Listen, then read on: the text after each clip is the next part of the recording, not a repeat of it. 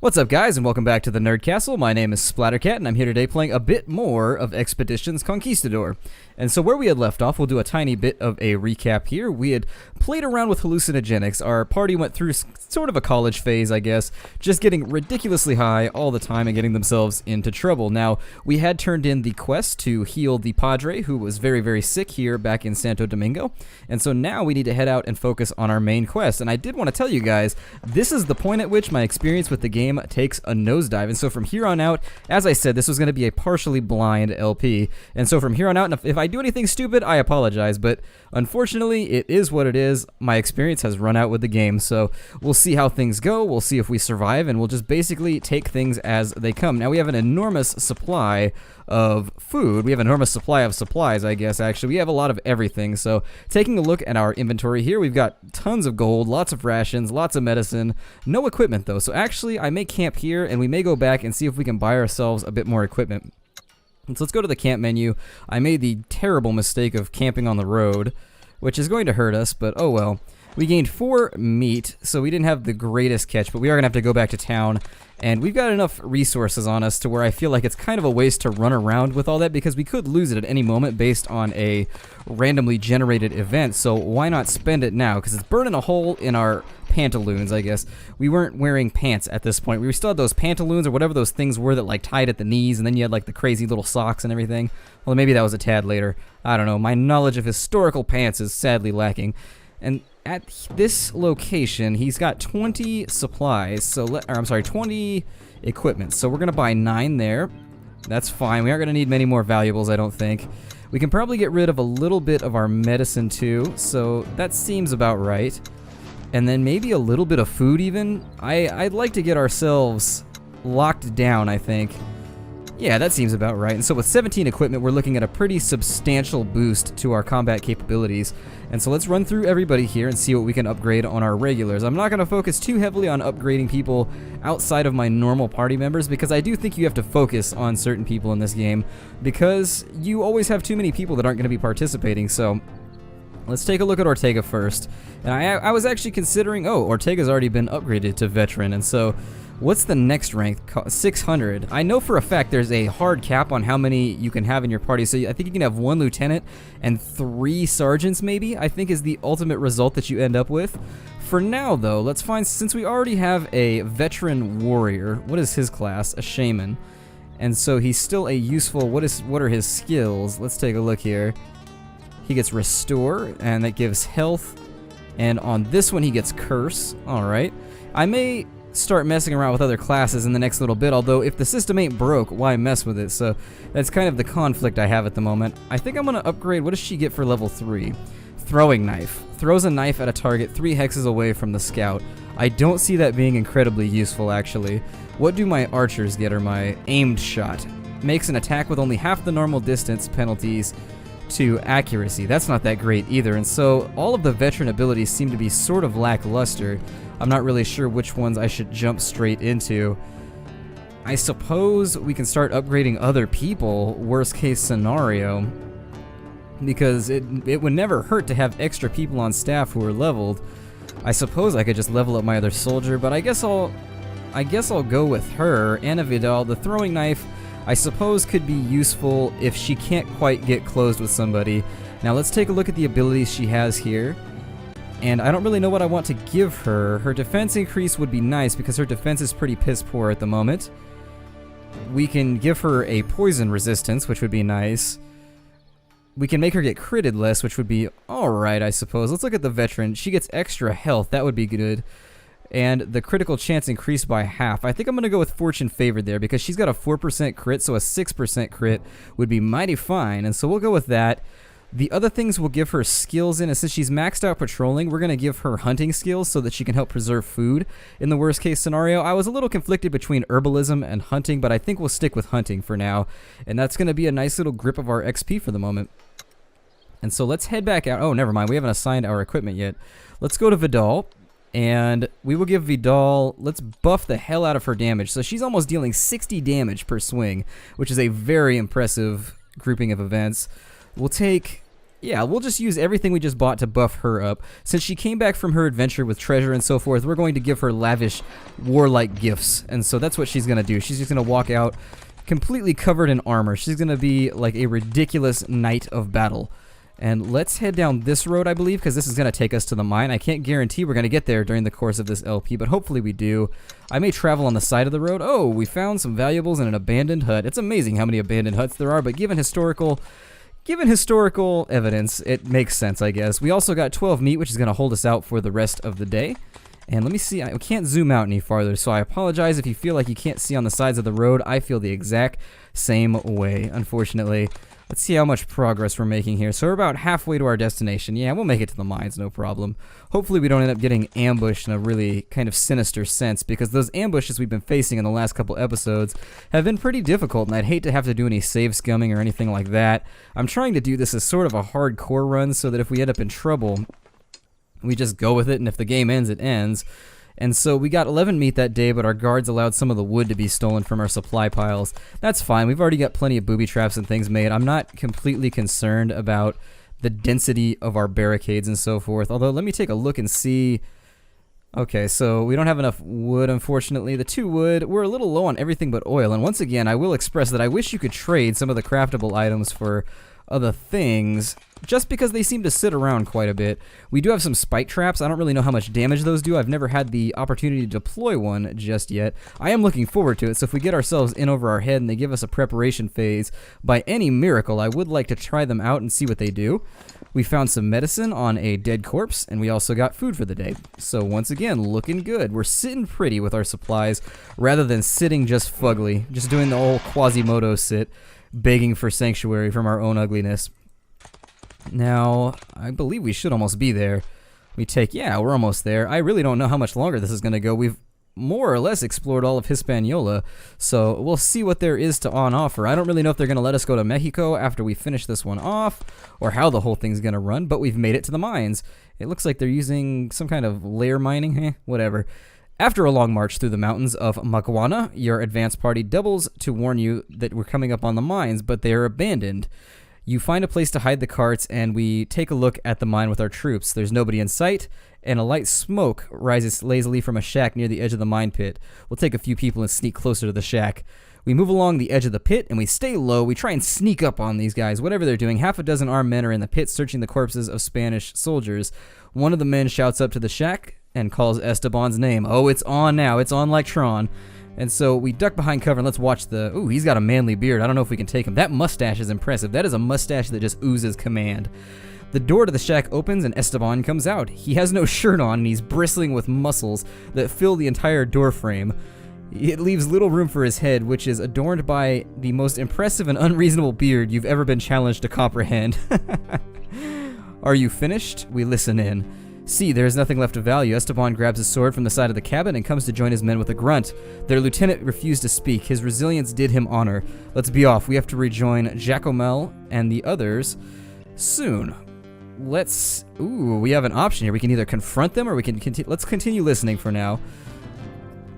Give us time to rest. We've spilled a lot of blood today. Another soldier in the group spits and lets out a disgruntled bark. A lot of Spanish blood, and all to free a bunch of Negro slaves.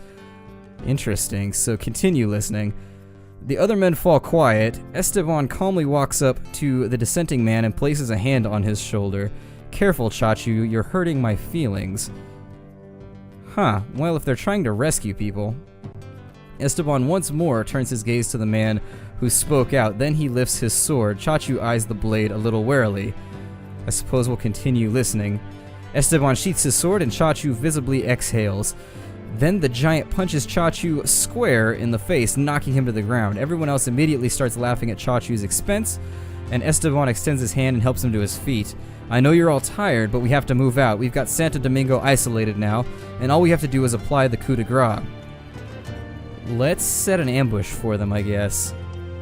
And you and your soldiers confer quickly and pick out a good position for an ambush. Your people sneak down to the vantage point and get into place, just as Esteban's troop round the corner. Spring the trap. Alright, so we're going to spring the trap. And so we'll bring along our normal culprits here. And then let's see how this goes.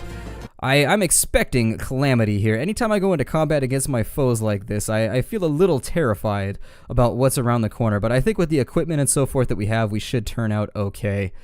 So let's see.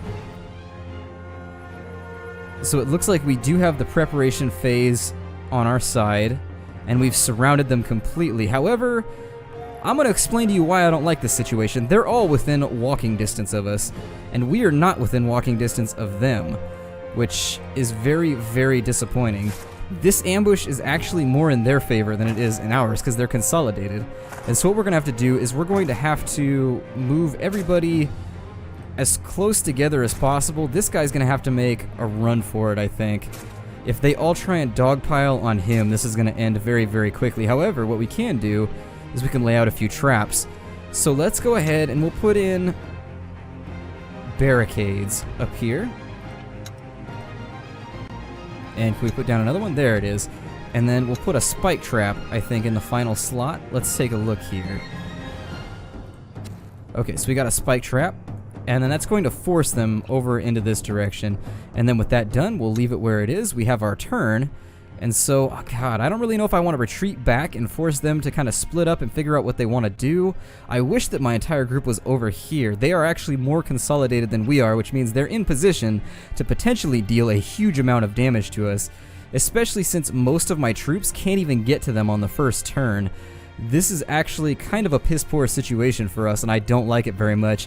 The developers actually need to do a better job of making it feel like we've actually sprung an ambush, because this right here, this is heavily in their favor, even though supposedly we have the jump on them. What I'm going to do is I'm going to draw back, and I'm just going to allow that to happen, because I don't like how unconsolidated we are right now. It's ugly. It's an ugly situation to be in with the way the game works, and how aggressive the opponents tend to focus fire. And so we're going to let them do their thing, and we're just going to take a defensive turn. Ooh, that did a lot of damage. I may have to invest in more of those. That was an impressive array of damage. That almost one-shotted a character, so that's something we're definitely want to keep on our radar in the future. We're going to get a shot right there. Oh, double shots. Yikes, saw like a Starbucks up in here. Just double shots flying everywhere. Hopefully he doesn't get a shot. Good, okay. And he's got enough melee to make me nervous. Now that's Esteban. I don't really know what's going to happen when we face Esteban, but this guy made the mistake of running up on my scout, I think. And so what we'll do here is we're just going to focus on completely acing this guy if we can, and he can get into position, so we're going to allow him to do that. And we've got one dead already. Ihuitl is incapacitated. Here, it may be in our best interest. I think I'm going to take pot shots at this guy. And then what we'll do is we'll retreat back, maybe, and force them to think about splitting up a tad. They don't have any healers or anything of that nature, so I'm okay with the situation. Let's pass our turn, and we'll see how this whole thing unfolds. We took 2 rounds once again. That guy is super accurate. We may want to focus on getting rid of him. Esteban didn't get an attack off. He's going to retreat, which is a reasonable result for us. He's going to take his shot. Ooh, he's going to focus as well. All right. And so now Esteban has put himself in a rather precarious situation as well. And so what we'll do is we'll focus on Esteban. I think last turn, no, never mind. I got a stab off. I remember now. Let's move to right there. And let's see if we can get rid of Esteban during the course of this turn. If we can actually finish him off, I think we'll be in a really good spot. And down he goes. So Esteban Gallego is incapacitated. Over here, we're going to carry on this fight since he got a freebie shot on us. And then what we'll do is we'll take a round from there. I don't really want to try the double shots. I'm not a risky person. You guys know that. I take the sure thing every time. That's how I was raised. That's what I think. You always take the sure thing if you've got a chance. So over here, it looks like, oh, attack of opportunity. Made a terrible tactical move and decided to get slashed in the face. He's going to use up his stun for the turn. Not a bad idea, actually. So he's 1 for 1. Actually, he's 1 for 2 on the smart ideas, but unfortunately, I'm going to try and get this guy to consolidate. And we'll bring, well, let's see what our melee can do over here. I don't see the possibility of this unit walking away from this turn in any type of reasonable, unbattered condition. He got Bloodthirsty, and I forget what Bloodthirsty does. Bloodthirsty does something. Does he get an extra attack? Maybe next turn he deals more damage. I don't remember, and unfortunately there's nowhere up here I think that I can take a look at what his abilities are. Can I? Yeah. Oh, he gets 15% more damage on his next turn. Okay, so that's going to work out. So if you have any questions about your character, there's a little button here that is named Info, which is very, very obvious that I, just as always, have failed to notice. This combat needs to be ended very shortly, otherwise we run the risk of this halberdier going down. Let's see if he can finish it off. No. And so what I'm going to do is I'm going to move this unit to here and see if we can get him aced. We did, which is magnificent. That's exactly what it was. And so we're going to bring this unit to here. He'll take a shot. I mean, their accuracy is very, very bad.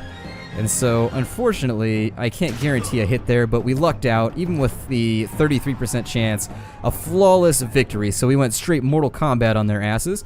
And so that battle actually went much better than I expected. Unfortunately, I feel a little bit guilty about wiping people out for doing what I would do in that situation, but hindsight and so forth. Your troops cut down Esteban and his rebels one by one. When it's all over, you glance at Esteban only to see the preposterously bearded Hulk stumble back onto his feet. He quickly takes cover behind a large rock before your men have a chance to fire at him. Let's see. You're done, Esteban. Put down your shield and face your end with honor. Esteban's voice booms like never before. More than that is needed to take me down, Capitan. Hispaniola will yet be free of Spanish tyranny. You fight well and it's been fun, but next time I will be prepared. Don't be ridic. Before you have time to finish the sentence, Esteban swings around, knocks two of your troops down with a sweep of his shield, and hurls himself over the mountainside. Let's see if he lived. We look over, and in true cliche, you're going to see the backside of the giant disappearing around the outcrop of rocks. Not only did he survive, he made a ridiculous Errol Flynn escape. And so we will take a look around, and we found ourselves some trinkets, some equipment, and caltrop traps. And so those are going to be nice. I like to stock those when I play Dungeons & Dragons. Just nice little caltrops to get people to step on. Let's take a look over here and see if there's anything else worth looking at.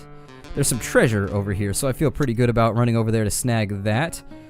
Apparently Julio Barreto has not been working, so let's put him to work doing... We'll put him to work doing pickaxes, I guess, and then we'll camp for the eve. We got enough food for the day, but everything else was more or less calm and uneventful. Grab ourselves some treasure, because if you aren't getting treasure out of this whole ordeal, why did you bother coming here in the first place? I'm pretty sure that's why we set out, is with a thirst for gold. The sounds of battle attract our attention. We'll investigate. You bring a handful of troops and move towards the combat. You see two groups of rebels locked in battle below you. Esteban's people are fighting Leandra's, and the ground is strewn with bodies. Let's join the battle. Well, we'll let them slaughter each other. Why put myself into harm's way if we don't have the opportunity? So the battle is brutal and so bitter as only a civil war can be, and both sides are fighting with tooth and nail. It seems to have already been going for a while. However, in a quarter of an hour, it's over and Leandra's surviving troops retreat back into the dense jungle. 8 of Esteban's people remain. We're going to attack. And so while the rebels are recovering from their skirmish, you order your troops to get up and follow into the ravine to mop up the survivors. They take up defensive positions, and they scramble like headless chickens. Headless chickens scramble, but then they die, so I feel like that's a very fitting metaphor. We're going to set them up for the second part as effectively as possible here. We have a preparation phase once again, but because they're so far down, let's see what our... Well, it's not going to let me distribute too well, unfortunately. Let's bring all melee up into the front rows if we can handle it. There we go. We'll draw everybody into lines so that we don't have to do it later. And we're just going to let them come to us, honestly. That seems to be a very good strategy in this game, especially since they're incredibly melee heavy. I'm going to let their melee close with me first. We'll get some freebie shots on them. I know it makes for kind of lame turtley gameplay, but you know what? We're going to turtle the hell out of this. I love turtles. You know in Spanish they're called tortugas? I think tortuga describes the creature. I mean, turtle is a pretty good name for what it is. It's kind of a goofy sounding name for a goofy animal, but tortuga has that extra layer of just comedy tied to it. I've yet to come up with a joke that involves tortuga, but it would be a good one, believe you me. It's got all the right consonant sounds. I mean, it doesn't have a K. I read somewhere once that comedians consider K to be the funniest instrument, or the funniest of all of the letters.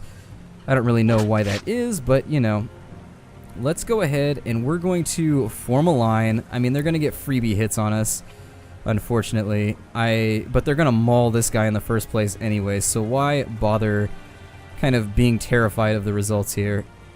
Let's make an absolute line so that nobody can sneak through. They don't have a lot of range. They only have 2 ranged. And so I think with superior focus of our attacks here, I think we can end up with a pretty good handle on their troops. Now, it may have been worth our while to set up traps. In fact, they do have us outnumbered. Worst case scenario, we can start kiting. I think that's a doctor, so the doctor's got to go at some point. And what a waste of a shot. That actually probably should have hit. The bowman's going to come down here, and I can guarantee you he's not going to miss. The bowman seemed to be more accurate for whatever reason. He's going to eat he's going to eat multiple attacks of opportunity. That was a very interesting decision on his part, although they may just be trying to get their heavy melee hitters lined up. We've taken some damage on that turn. We've definitely taken some damage. And so we need to start cleaving people. And so there's cleave number 1. He's got bloodthirsty, so next turn he's going to deal out a little bit of hate. Here we're going to take a shot at him, I suppose, just to get the flanking attack neutralized. Next, I think we'll line up maybe right here for shots on him. May not really know what I want to do here. We are going to lose people in this fight because this is a very concentrated battle, and so I'd like to get as much harm done per turn. So my HPT, that's going to be my turn-based word for it. The maximized harm per turn is what I would like to inflict. So we've got a little bit of an advantage. I can virtually guarantee you we're probably going to lose that warrior, but they're going to have to walk through attacks of opportunity to get it done. I think that concludes the remainder. Oh, it doesn't, actually. So let's have him step to here and take a swing at the gentleman with the shield. And I think that's going to leave us right where I want to be. The better move might have been to stun him, but I like where we're at right now. So right now we're baiting attacks of opportunity. Never a terrible idea. And so hopefully we'll get a couple of those. He's going to use the stun because I didn't. That's really what I was thinking might happen. Ooh, and we lost him anyways to a ranged character. We need to close this ground right here in the most vicious sense we can. We've also got poisoning done.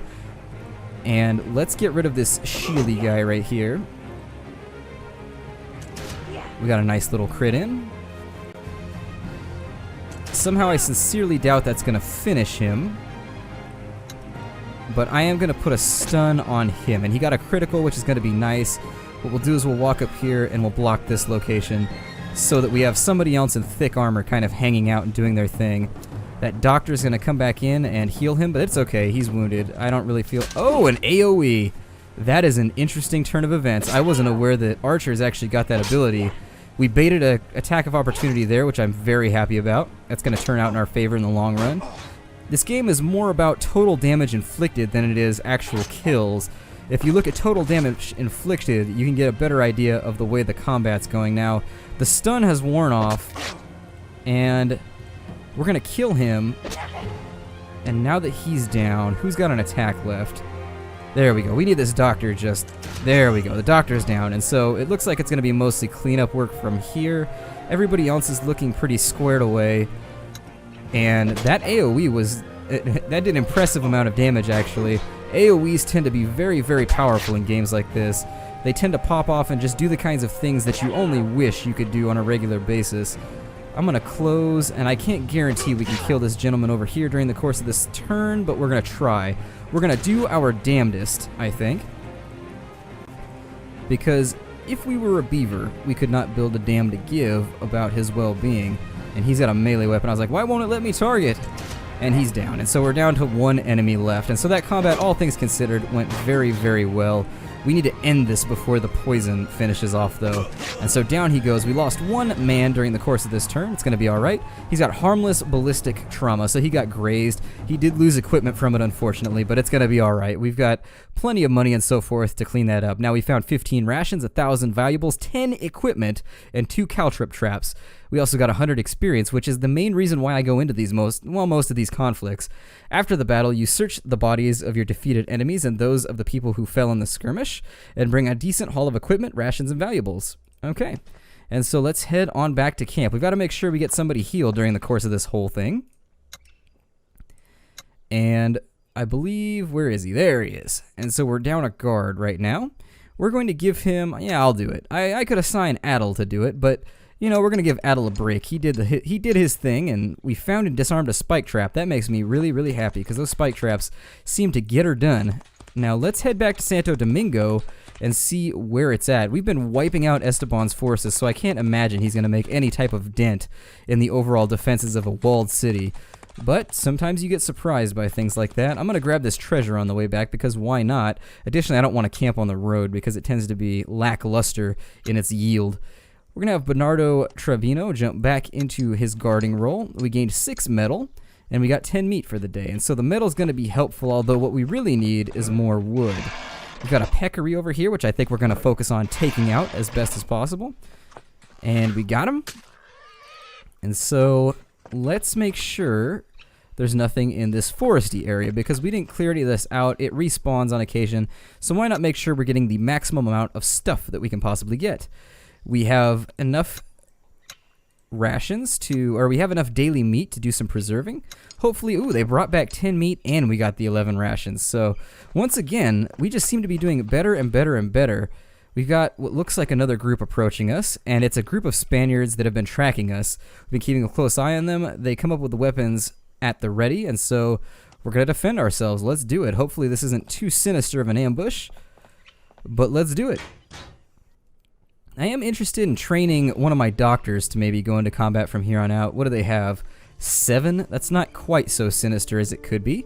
We don't have a preparation phase, unfortunately, and so we cannot enact our Preparation H. That's what I like to call my plans, just to be humorous. Our Preparation H, our grid arrangement, but in any case, we're just going to wait for them to come to us once again. I may move into a defensive anti-missile placements, I guess, in the next moment or two, but for now, we're just going to see what they're going to do. I believe I shall make a line behind this grouping of rocks. And so somebody's going to be able to take a shot from right there, but for now, I think I like what we've got. These guys are going to fall, well, let's have them go there. These guys can fall back a little bit further and get some freebie rounds, I think. Yes? Alright, freebie rounds. What could be better than freebie shots? And so, with an 84% chance of hitting, these guys actually are becoming quite the little death dealers, to be honest. I'm pretty happy with their overall development. They start out being very piss-poor marksmen, but at this point, they're actually manageable to where I think we can whittle people down before... he's going to get a shot off. It's a little unfortunate. I was hoping to avoid that, but we're going to have them fall back behind our lines anyway, so the chances of one of them becoming a casualty, fairly limited, I think. Okay, and so he's moved into a position that I endorse. And so what we'll do is we'll step in, we will slaughter him, and then with a certain sense of finality, or a sense of flair, I guess, we're going to do this like we've got fedoras on or something. But remember, the one fedora per group of men rule. Never forget that rule. That rule is more of a hard truth, to be honest. It's more of a law than a rule, but... And then now we'll finally have these guys displace, and they will fall back, and I think we're going to be nice and magical for the next turn. We've already evened out the numbers, which is always something you want to focus on early on in the fight. It doesn't matter the kill you get. All that matters is that you get the kill. So it looks like their scout's going to come in. Actually, I think those are both warriors. Ooh, and he landed a shot. Bugger. And so now we're actually in quite the position. We've taken some damage, but I think we're in a pretty good position to just kind of mop up now. I'm not really worried about our positioning. And so he managed to block a great deal of the damage being dealt there, but that's okay. That's alright, it's not going to save him. We'll step her into line to take a shot there. Down he goes. And then we'll have her step back. And the next individual will take that exact firing position. I don't know if I should take a shot at Carmen Suhar, their hunter, or at their soldier. I'm going to take one at the... Yeah, we'll maximize the chances of casualties here, I think is what I would like to do. And so that's going to wrap up this turn. We'll let them close in. The doctor's obviously going to do what he can, but I don't think he's going to be able to actually heal anybody just yet. The hunters are going to take strange shots at people they shouldn't be shooting at. Halberdier is going to take a little bit of damage there and probably go down. So unfortunately, we did take a casualty to a fight that we probably shouldn't have. But I'm okay with it. We can live with it. Hopefully it's nothing too serious. And we're going to have everybody close now and see what kind of killing power they can do. I'm not going to waste my 50 damage on a guy that's already wounded. I'm actually going to have him step back. And he has 37 endurance. Let's see if we can go for the kill here. We got the kill, and so that leaves us with Bloodthirsty. With his final move, I'm going to move him into melee range with them so that they don't have the opportunity to attack us. And we have one ranged attack left, and that's going to go to the doctor, I think. Because I'm going to mark him as my next target for death. I think that's a good target to let die. And so he's going to take an attack of opportunity. That's a strange decision, once again. Sometimes I think the game might benefit. Like, there are moments where I say the AI is pretty smart, and then there are other... Ooh, 85 damage. What a swing, what a swing. And so my soldiers aren't going to be able to close with this guy just yet, but we'll have them take some freebie pot shots. Maybe they'll get one off. I can't guarantee they will. My halberdier is going to take the position there. We'll have everybody get nice and situated for the next turn if we can't get rid of him now. There's the critical hit. And hopefully this guy's going to have line of sight. If not, we can focus on sneaking this gent back. We got the line of sight though, so hopefully whatever this guy's planning on doing, he's just going to be obnoxious. And so let's see who we can close on him with. Did we lose our scout? No, we didn't. Alright, so our scout's going to come over here and hopefully mop up the combat. And shazowie, down he goes. And so we got harmless lacerations, another group of equipment down. This guy is being terrible on my quartermaster. But we landed ourselves in a good situation. Let's see what the spoils are. We have the opportunity to kill everyone or search them, but leave them to live or die. We're going to finish them off. We're going to be ruthless here.